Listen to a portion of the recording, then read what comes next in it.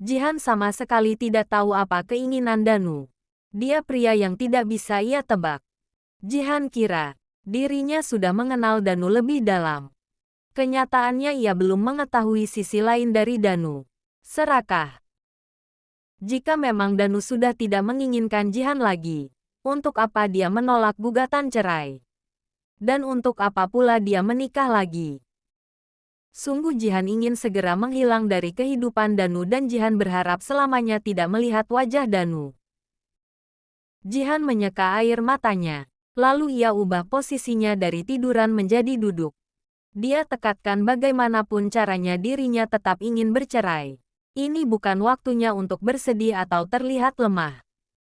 Aku akan pergi malam ini juga. Aku tidak peduli dia bersedia atau tidak jika bercerai. Sudah cukup dia menyakitiku sekarang tidak lagi. Petik 2. Jihan bergegas ke kamar mandi membersihkan tubuhnya lalu setelah itu dia pergi meninggalkan hotel milik Danu. Dalam perjalanan pulang Jihan mengirim pesan pada Mona agar mengemasi pakaian dirinya juga pakaian milik Raisa dan Rafli. Setelah pesan terkirim Jihan menghubungi Ningsi ibunya. Pada panggilan ketiga sambungan telepon pun tersambung. Halo, Assalamualaikum, Bu. Sapa Jihan pada Ningsi. Waalaikumsalam. Nak. Petik 2. Bu. Malam ini Jihan akan pergi. Ibu dan ibu mertua jangan mengkhawatirkan Jihan. Jihan pasti mengirim kabar pada ibu dan ibu mertua. Petik 2. Saat sapaan dibalas oleh Ningsi, Jihan langsung saja menyampaikan apa yang ingin ia sampaikan. Tanpa sedikit pun menjeda perkataannya. Sementara itu Ningsi yang mendengar dari balik telepon hanya diam. Sama sekali tidak merespons setuju tidaknya. Maafkan Jihan, Bu. Jika selama ini Jihan belum bisa menyenangkan ibu. Jihan malah sering membuat masalah dan pastinya menambah beban pikiran ibu. Maaf. Sambung lagi Jihan saat tak kunjung ada respons. Pergilah. Nak, doa ibu menyertai kamu. Carilah kebahagiaanmu jika memang di sini sudah tidak ada lagi kebahagiaan. Meskipun ibu berat merelakan anak satu-satunya yang ibu miliki pergi. Tapi, jika memang ini yang terbaik ibu ikhlas. Petik 2. Akhirnya respons seperti itulah yang Ningsi beri. Dirinya dari awal memang menyerahkan segala kehidupan Jihan pada dirinya sendiri. Ningsi tidak ingin ikut campur. Bukan berarti Ningsi tidak menyayangi Jihan karena mengizinkan Jihan pergi.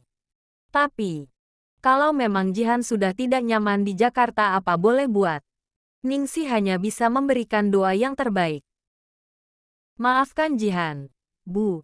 Ucap Jihan begitu lirik. Jaga diri baik-baik. Jangan lupa sering kabari ibu. Jika butuh apa-apa hubungi ibu. Petik 2. Iya. Ibu juga jaga diri ibu. Ya. Jihan akan menyuruh Mona tinggal bersama ibu. Biar Jihan pergi dengan tenang karena ibu ada yang menjaga. Petik 2. Jangan risaukan ibu. Petik 2. Jihan tutup teleponnya. Ya. Assalamualaikum. Petik 2. Waalaikumsalam. Petik 2. Sambungan telepon pun terputus. Jihan merasa lebih tenang sekarang.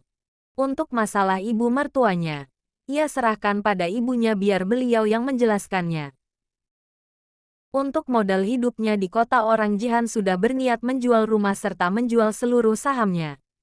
Dari tempat kerjanya pun dia sudah resign dan posisi manajer diambil alih oleh Dewi dia sendiri yang mengajukan.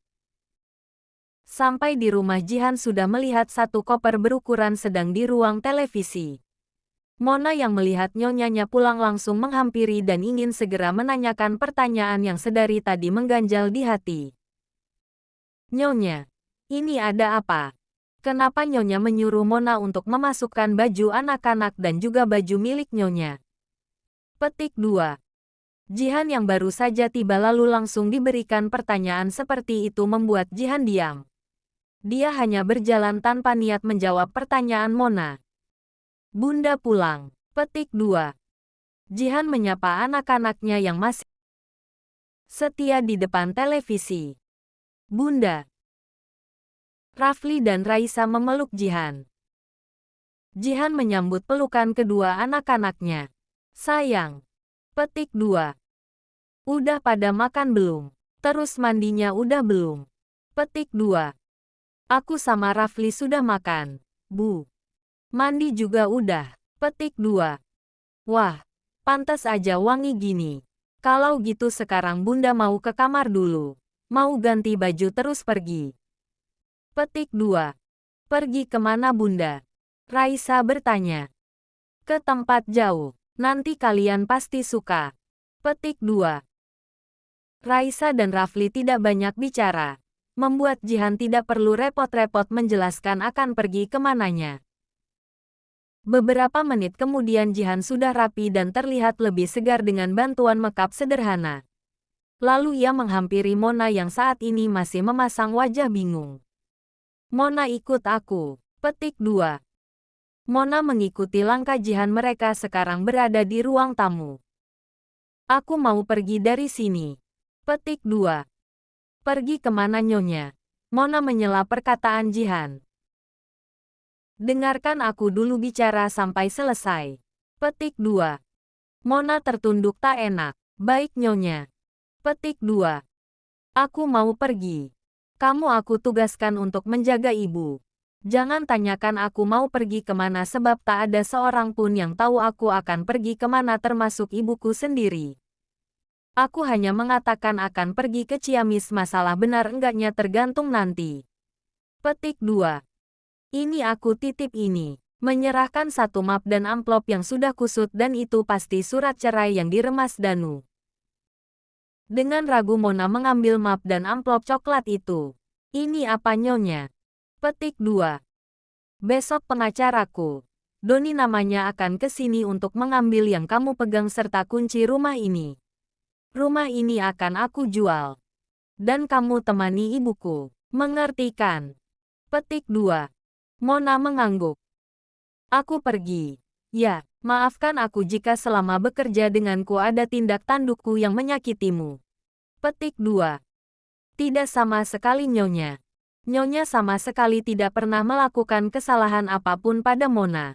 Nyonya adalah wanita yang begitu perfect yang Mona kenal setelah ibu Mona sendiri. Petik 2. Aku manusia biasa dan aku tidak seperfect yang kamu kira. Contohnya nasib rumah tanganku hancur. Petik 2. Nyonya. Petik 2. Sudahlah. Aku harus segera pergi. Taksi yang tadi mengantarku ke sini menunggu di luar. Kasian pasti supir taksinya merasa bosan. Petik 2. Jihan memeluk Mona. Terima kasih atas bantuannya merawat anak-anak. Petik 2.